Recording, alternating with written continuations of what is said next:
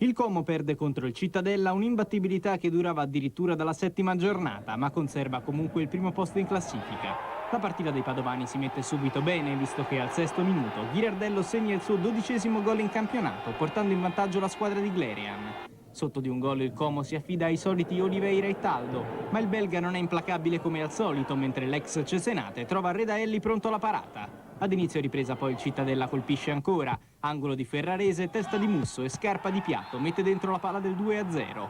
Il Como a questo punto si scopre ulteriormente alla ricerca del gol che riaprirebbe la partita e così Sturba per poco non inventa invece la rete che chiuderebbe definitivamente il discorso. Al 41esimo qualche speranza ai Lombardi la restituisce il solito Oliveira, che grazie al gol del 2-1 recupera il primo posto solitario in classifica cannonieri a quota 13. Il Cittadella però difende i 3 punti fino alla fine. Cittadella ferma la corsa della capolista con Ghirardello nel primo tempo e Scarpa nella ripresa. Vano stavolta il gol di Oliveira per il Como.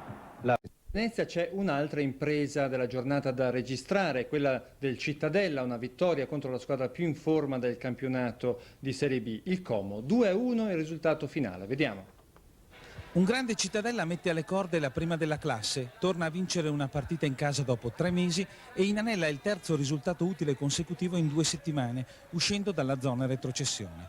È stato un successo alla vecchia maniera, tutto cuore, grinta, dinamismo. Il Como, così come l'Empoli, che era stato battuto il 30 settembre scorso, non è esistito nel primo tempo, surclassato dal ritmo e dalla velocità dei padovani di Glerian, i quali dopo 6 minuti erano in vantaggio con una magistrale punizione di Ghirardello, il loro bomber, al 12° centro stagionale.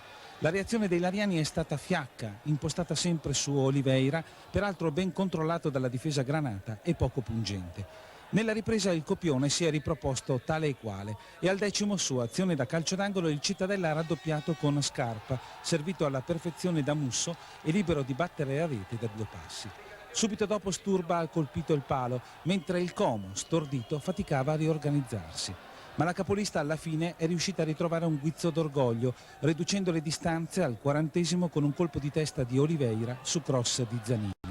E nei minuti di recupero il portiere del Cittadella Redaelli compiva il miracolo con una paratona su conclusione di pedone.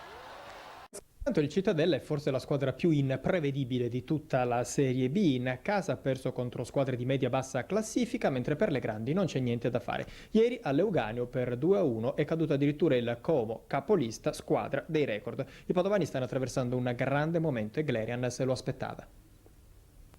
Glerian è un Natale sereno in casa del Cittadella, 7 punti in 3 partite, ma soprattutto si è rivisto il Cittadella del vecchio periodo, quello dell'anno scorso che faceva risultati, che era convinto di tutto quello che poteva fare. Ma sì, il calcio ha fatto anche un po' di periodi, qualche volta abbiamo fatto delle buone partite e non abbiamo raccolto, questa volta siamo riusciti a raccogliere 3 punti importanti.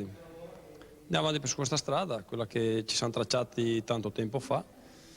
Qualche volta ci è riuscito bene, qualche altra un po' meno.